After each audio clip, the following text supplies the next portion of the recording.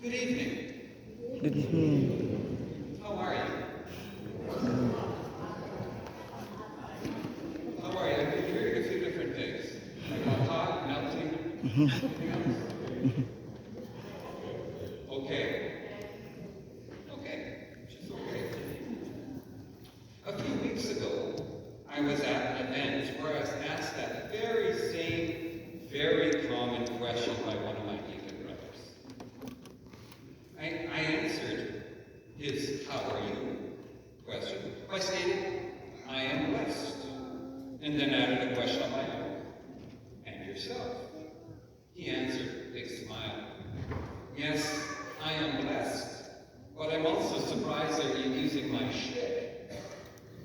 As we continued our conversation, we shared how we each use this simple everyday greeting as an evangelization tool. I discovered that this deacon starts all of his homilies with the question, "How are you?" And the congregation has learned to answer the question with the statement, "I am blessed." In my personal experience, I've noticed that many people exchange the "How are you?" greeting and then give each other the exact same answer, "I'm fine," or "I'm good," and they don't really stop to hear the answer. I'll give you an example. Excuse me. Every day for many years, as I walked into work early in the morning, my boss would say, "Good morning, how are you?" And I would respond, "You guessed it, I am blessed, and yourself?" But he would never admit that he was blessed. He would just answer, "I'm fine," or "I'm good." This went on for months into years.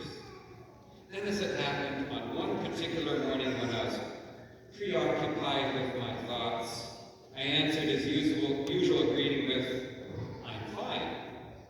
But to my surprise, he asked me, "Steve, aren't you blessed?" And to which then I had to answer truthfully, "Yes, I'm blessed, but also stressed." Now, it's easier to say that you've been blessed if you feel lucky to have something. "Oh, I'm blessed with good health, love, fame, fortune, talent," you name it. But how can we claim to be blessed when we're going through suffering? In the second reading from the letter of St. Paul to the Ephesians, Paul says that God has blessed us. He blessed us with every spiritual blessing. Must be quite a few. And chosen us to be holy and blameless. In other words, without blemish before him. Those are wonderful words. But for as a reality check, is there anyone really here that supposes they have no blemish? And what about being holy? So what does Paul mean by saying that God has blessed us with all these good things? The first blessing is the blessing of being chosen by the Father to belong to Christ, to be in Christ. This choice was made in eternity before the world was made. The purpose of God's choice, the reason why we have been chosen, is to be holy, to live a life set apart for God.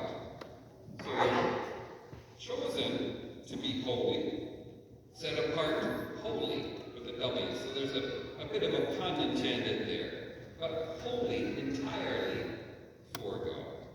And this call of God, this invitation, must be matched by how we live our life.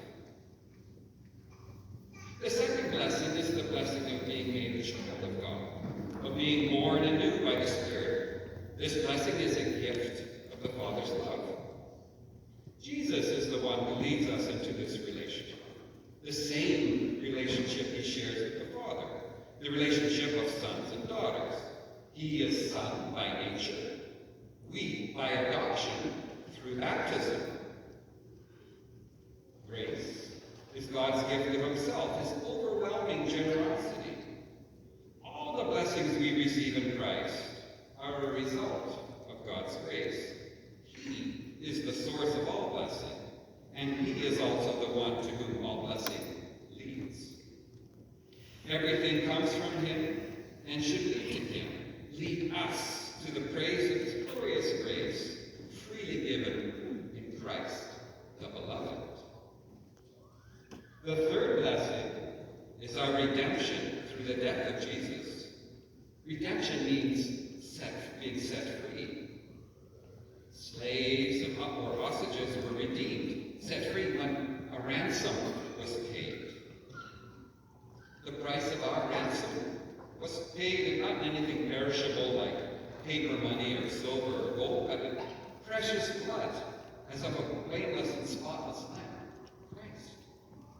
Christ won our freedom on the cross, rescuing us from the guilt and power of sin through the forgiveness of our trespasses.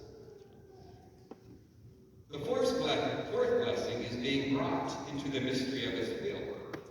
Mystery means a secret long hidden in God, but now made known to us in Christ. So it's God's eternal plan to bring all things into oneness in Christ.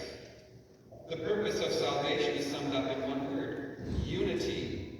In a broken and divided world, God comes in Christ to bring unity, to reunite us to himself, to restore the break made in the fall, to reunite the whole of creation in him. Jesus needs laborers for this plentiful harvest. Jesus is calling us to be evangelizers. And relax, we don't need to go out 2 by 2 knocking on strangers' doors. It's much, much easier than that. People just come to us and ask us, "How are you?" And we respond, "Jesus."